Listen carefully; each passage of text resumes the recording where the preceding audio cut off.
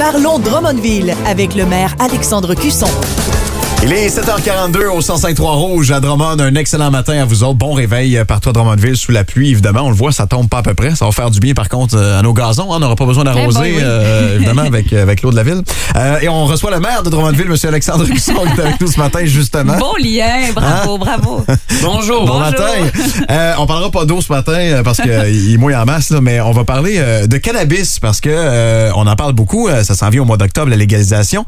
Mais Drummondville, c'est quand même doté d'une certaine politique là, pour le cannabis. On va en parler beaucoup.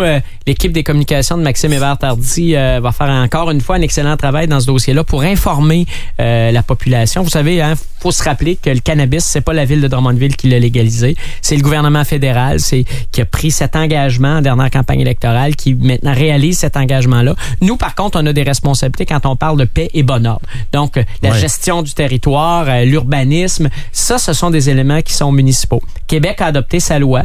Québec a décidé là d'interdire, par exemple, dans les lieux fermés, sur les terrasses, dans les autobus, les établissements de santé, d'éducation. Ils ont établi une distance aussi à 250 mètres. Là, on peut pas avoir de succursale à moins de 250 mètres des écoles. Maintenant, les villes doivent un peu faire leur ces règlements-là. Nous, ce qu'on a fait, là, de façon générale, ce qu'on peut dire, c'est que la ville de Drummondville a dit, partout où c'est interdit de fumer la cigarette ou la cigarette électronique, ça serait interdit de fumer du cannabis. Alors, clairement, ce qu'on a ajouté aux lois, là, c'est l'interdiction de fumer dans l'ensemble des parcs. Ça inclut la place Saint-Frédéric, le boisier de la Marconi. C'est une réserve naturelle où on va pour prendre un air pur, profiter d'un air pur. Alors, on l'a ajouté. Le parc Canin, les tunnels piétonniers. Tunnels piétonniers, c'est une question de sécurité aussi. Là, imaginez là, qu'on traverse des fois des tunnels pas très longs. Et là, ça fume, etc. La boucane sort chaque bord. Ça favorise des rassemblements qui pourraient faire en sorte que certains se sentent là, pas en sécurité d'utiliser ces tunnels-là.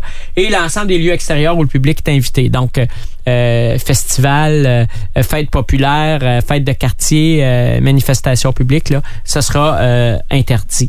Donc, c'est en gros là où on peut pas fumer la cigarette et la cigarette électronique. Il y a des règles sur où on pourrait le produire, où on pourrait le vendre, etc. Là, qui ont été mis en place aussi là.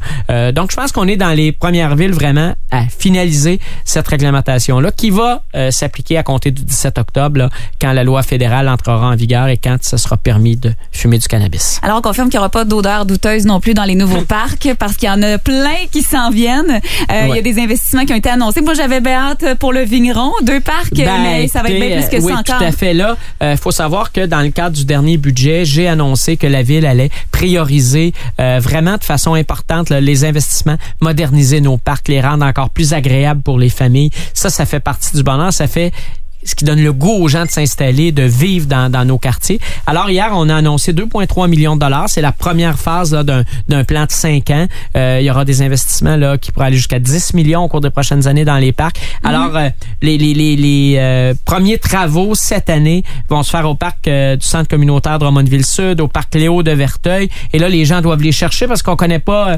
moi, le rêve de mettre le doigt sur une carte de chacun de ces parcs-là, j'y arriverai probablement pas. Alors, je comprends les gens. Donc, c'est peut-être le jeu du jour, trouver ces parcs-là. Le parc des grands compositeurs, le parc des arômes de l'Alsace. On parlait du Vigneron, je pense qu'il y a des chances. Le parc Saint-Georges, c'est pas très loin de la station. Le parc Lorraine, le parc des Vieilles Vignes. Ça aussi, d'après moi, on est dans le parc Bellevue, le parc des Forestiers, le parc Frigon, des petits travaux aussi au parc Audiat et dans le plus beau parc de Drummondville, le parc Alexandre. Ceci dit, avec une objectivité complète. Oui, totalement. On rappelle qu'on est avec Alexandre Cusson, le maire de Drummondville, qui est avec nous ce matin.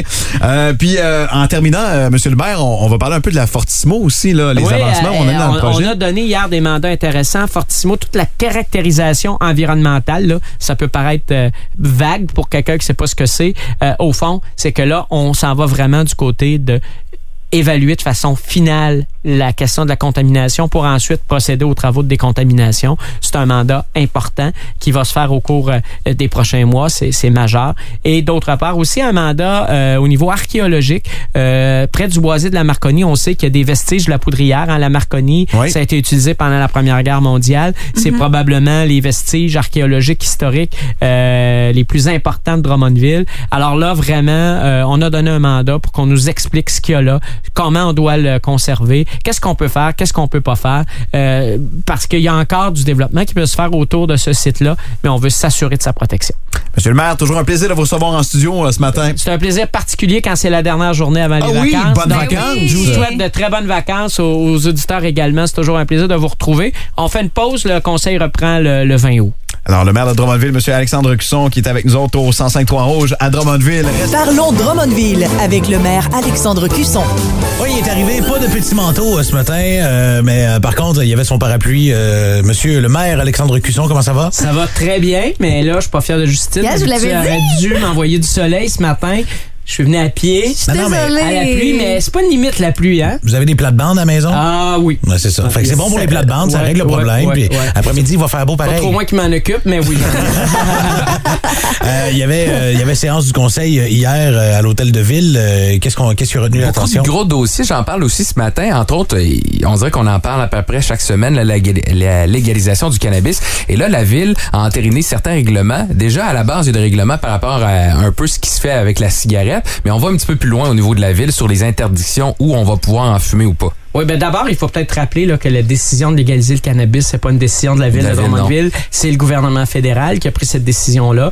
Québec a adopté sa loi qui vient vraiment là peut préciser les choses. Maintenant, les villes qui ont la responsabilité de ce qu'on appellerait l'appel bon ordre peuvent maintenant, ils doivent définir comment ça va se passer sur leur territoire. Donc, il y a des interdictions là qui valent pour tout le Québec, les lieux fermés qui accueillent le public, les terrasses, les autobus, les plateaux sportifs, les rayons de 9 mètres là, autour des édifices, comme c'est le cas pour la cigarette. Et la ville de Drummondville, elle ajoute certains endroits, des parcs. L'ensemble de nos parcs, ça inclut la place Saint-Frédéric, le boisé de la Marconi, le parc Canin. Donc, des endroits où il va être interdit de consommer du cannabis. Les tunnels piétonniers. Évidemment, on n'ira pas là s'installer à l'abri pour...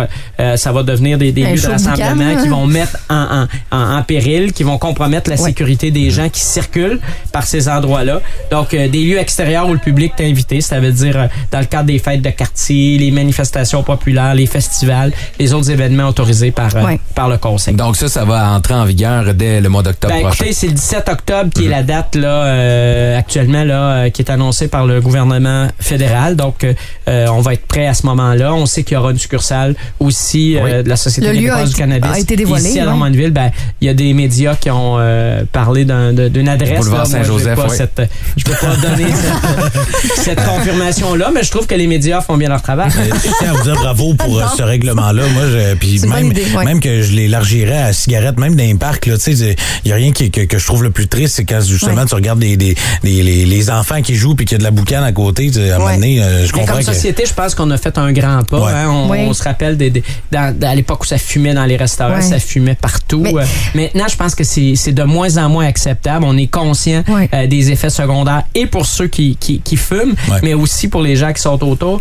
Donc, vous autres, vous êtes jeunes, vous vous rappelez pas nécessairement de ce que c'était. Mais ça fumait dans les magasins. Oui, on doit améliorer encore des choses, mais je pense que comme société, on a fait des grands pas. Il s'agit d'aller en Europe ou ailleurs, de voir à quel point ces gens-là fument encore pour voir qu'au Québec, on n'est pas si pire. Ben, des lieux qui vont être préservés, ça va être les parcs, justement, mais on va faire des rénovations, des gros travaux qui s'en viennent. Une liste pour 2,3 millions de dollars là, de travaux qui s'en viennent. On l'a dit au moment du budget au mois de décembre, dans le plan triennal d'immobilisation, les parcs, beaucoup d'investissements dans nos parcs au cours des 5 prochaines années. C'est important, c'est là que les gens vivent, c'est là que les gens profitent en famille, individuellement. Souvent, les gens qui ont une cour un peu moins grande ont encore plus besoin de ces parcs-là. Alors, des investissements cette année dans le parc du Centre communautaire Drummondville-Sud, au parc Léo de Verteuil, au parc des compositeurs, au parc des Arômes de l'Alsace, au parc Saint-Georges, au parc Lorraine, au parc des Vieilles Vignes, au parc Bellevue, au parc Alexandre, qui est un nom magnifique pour un parc, au parc des Forestiers, au parc Frigon, des petits ajustements aussi au parc Wadiat. Alors, c'est vraiment intéressant. Les gens vont le voir. Là. Je pense que probablement que les gens connaissent pas l'ensemble de ces parcs-là où ils se trouvent, mais les gens des quartiers connaissent les parcs. Et comme ça, au cours des 5 prochaines années. On va investir chaque année autour de 2 millions de dollars pour améliorer nos parcs. Et en terminant, il y a eu des consultations, notamment dans plusieurs dossiers. Ça avance là. On a beaucoup de dossiers qui avancent. On a eu une séance avec beaucoup de résolutions. Hier, on a confirmé, entre autres, toute la question là, de la décontamination de Fortissimo, du site de l'ancienne Fortissimo. Donc là, on est vraiment rendu, on est chez nous maintenant, on est rendu à aller voir l'étendue de la contamination et tout ça. Donc, vraiment une expertise majeure. C'est un investissement important. Et du côté de la Marconi, là, la Poudrière, on sait qu'il y a là des vestiges. Alors, il y a une étude archéologique qui sera financée en bonne partie par le ministère de la Culture et des Communications pour aller voir là qu'est-ce qu'il y a de patrimonial, qu'est-ce qu'on doit conserver, qu'est-ce qu'on peut faire.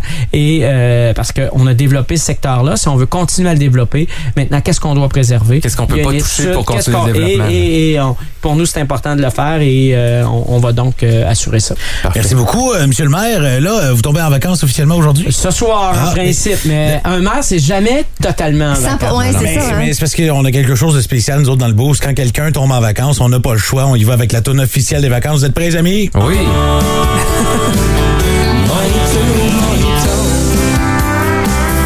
J'ai besoin de mojito.